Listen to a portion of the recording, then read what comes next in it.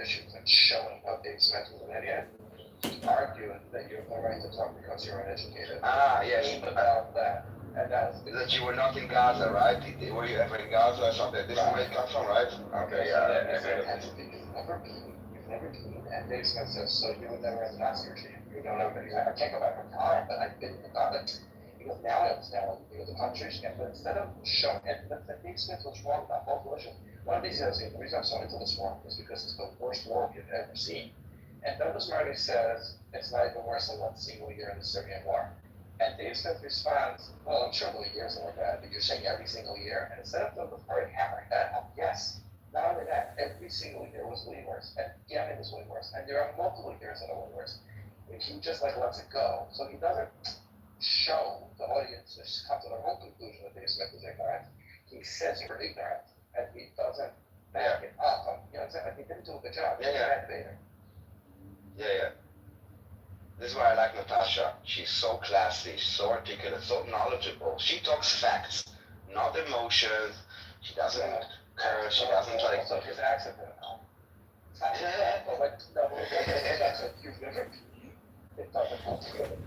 Like it sounds arrogant, so it's even more like I know what you mean. So it's like, who the fuck do you think you are? Yeah, I know what you mean. Yeah, you should prove him stupid. How your brain is, we're going to question authority. I'm just asking questions, I'm just curious. And then to have a British guy being like, not qualified to have this conversation. What I don't understand is that guy on that debate with that English guy, like, he would say, yeah, you gotta get rid of the terrorists. So it's like, I don't understand. There's really no debate here. It's just like, the terrorists gotta go. Like, nobody's gonna re-endorse Hamas except for like Edward or whatever the fuck his name is on here. He says Hamas can sit in the background and be the Praetorian Guard for the new Palestinian government. It's like, no, I don't know. It's not really. It's just everybody is just going back to women and children. But then they'll say, yeah, I agree. There shouldn't be terrorists and there shouldn't be. It's like. But so people are just like dancing. It's like they're not really saying we should fight the terrorists to the death and exterminate them, remove them from power, free the hot. Like, anyways, you see my point? It's like nobody goes over the line. They always stay on code. I think Edward feels a lot of confidence right now because of the world perception. So he actually thinks that he's like the boss of things. Him and like the Palestinians, that he wants to demand things of Israel, that we will pay and we will do and we will do this and Israel needs to do this, like all kinds of demands, because he really thinks, because he's living in this make-believe bubble, that he's in any position to have this, like those demands and even to negotiate. And I consider him a traitor to his own people because he's supporting Hamas, and Hamas is brutal in the way that they are treating the Palestinians. They're shouting free Palestine. Free as what our country? As Egypt, free as Syria, free as Lebanon, free as Libya, free as Yemen, free as what? The only place that they're truly free is Israel. Like really, like free as what? What our country do you want us to model this? Gaza. So yeah, Edward is, I hear him lately because it obviously became more radical, but I think it became out of this confidence that is given to this Free Palestine movement. He actually thinks that he's on the right side and that he's on the winning side.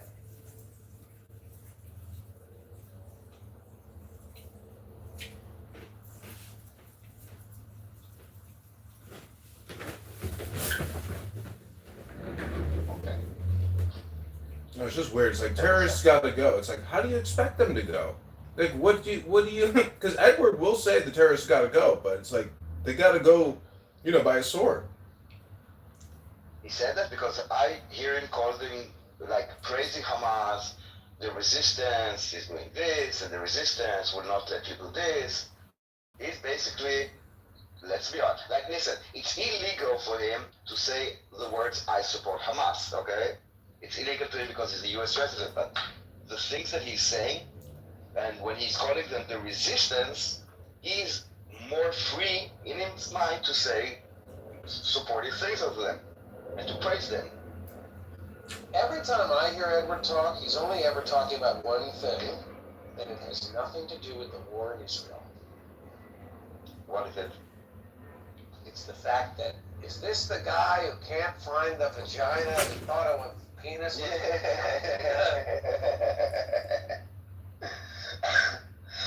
That's with you only. Yeah, fuck Edward, that guy sucks. I know where the vagina is. Locked behind 2 locks in a safe, far away. I mean, what does Al Stern think? I mean, it's a dirty business killing terrorists. You know, it's dirty killing them, and it's dirty killing people in collateral damage who happen to be there. I mean, unexpectedly. So I don't know. There's just no easy solution for this problem because people are going to die. Well, it's not God-given, and it's not really collateral damage, and it's not just that they happen to be there. It's a strategy of Hamas. Because this is how they win public perception. The more people dead, the better for the cause. A photo of a dead child is good for the cause. It's good for them. This is why you will also see those supposedly pro-Palestinians will put a PTR of a dead child. Because it's a tool for them, like the Palestinians. I mean, at the end, the Palestinians are a tool to attack Israel. No one cares for them. Same as that no one didn't support Yemen, while I think there are like millions there that are displaced, hundreds of thousands of malnutrition children that are on the brink of starvation. Not only do they not care, the UN doesn't care, Amnesty doesn't care, Human Rights Watch doesn't care, all those UK Parliament idiots don't care. Like literally, not us pigs. And they actually think that Yemen is doing this to support the Palestinians. I mean, fuck it, they don't even support their own people. Every rocket that they launch, I don't know how much it costs, those ballistic rockets. Those are not like handmade rockets like Hamas. Those are ballistic rockets that travel thousands of kilometers. They cost tens of thousands of dollars that would feed tens of thousands of people. Daniel, if you were living in Israel now, or when you go back, do you go to protests? Would you go to? I did go to the protest, but and my family does. I don't always have the patience when I'm there. No, that because because they're yeah. It's an Irua. Like I get it. But like, do you find yourself align with Kaplan? Well, I think that Kaplan is many things. I think it's a combination of many things that are gonna. Some of them are thinking that Netanyahu should go. That started way before 7th of October. And there are other causes that are kind of harping on it and kind of jumping on it from like the pro-Palestinians and all those. I don't think like stop the war, yada yada. I think that Bibi is not good for Israel, and I think that he should go. And I think that he is corrupt. But I do support the goals of the war. So the goals of the war. What about the administration of the war? I don't. What is the problem with the administration of the war? So I also support the goals of the war. And Hamas has to go, and we have to return hostages, right? Right. Those are just goals. I think they're right and legitimate. It doesn't seem to me like that how the war has played out has led closer to those goals being accomplished. And in fact, it seems the opposite, right? Now you can say, right? Okay, we've got 200-ish hostages back, living and dead. So that's we're getting closer. You could say we've eliminated these and these Hamas leaders and this number of Hamas fighters. Fine. What's the cost that Israel's willing to bear, right? When does it become too expensive? When does Israel become too isolated? I don't think it will happen. Not that they would get isolated. That the cost will be you always need to look at the alternative cost.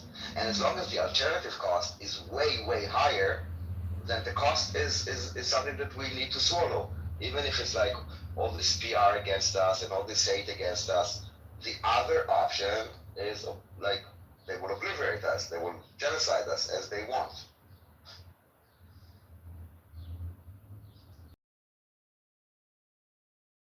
Because I see it, on the one hand, I think it's quite straightforward. Everyone's goals are quite articulated, right? Both the Israeli government and Hamas. And I also think it's more complicated than, more complex than that, right? Like this whole thing about giving these Hamulas weapons, right?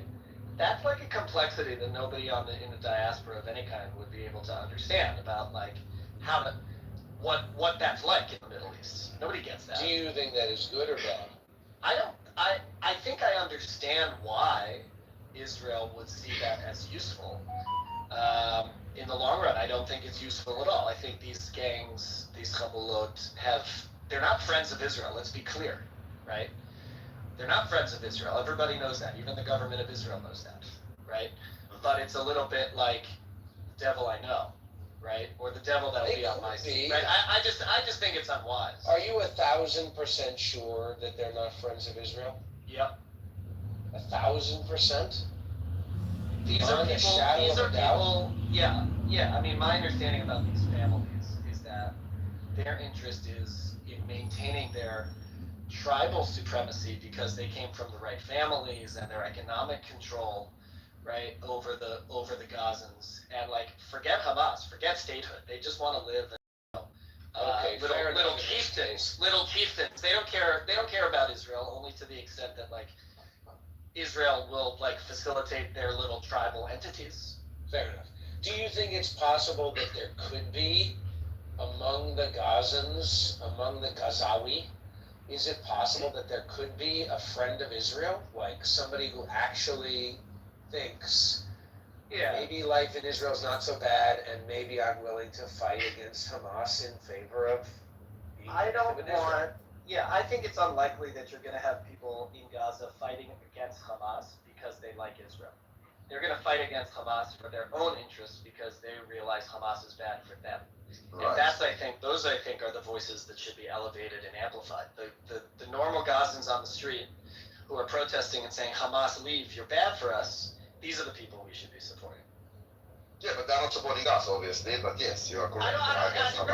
For me, it doesn't matter if they're supporting us. I care, right? In other words, our interests are aligned in getting rid of Hamas, right? Hamas is bad for us, Hamas is bad for them.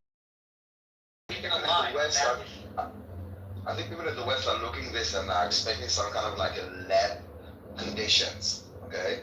And they don't understand the complexity of things. And not only they don't understand, they're not interested in the complexity because they see it as excuses.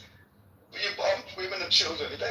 Like the context doesn't matter. What Hamas is doing doesn't matter. Now, in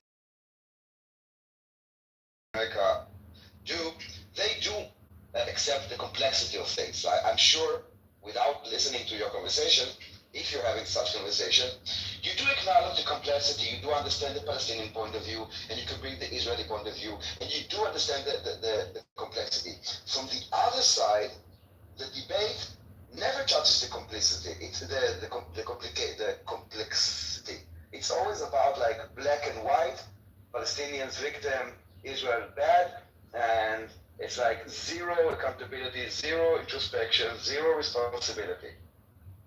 And when we are taking accountability or responsibility, it's perceived by them as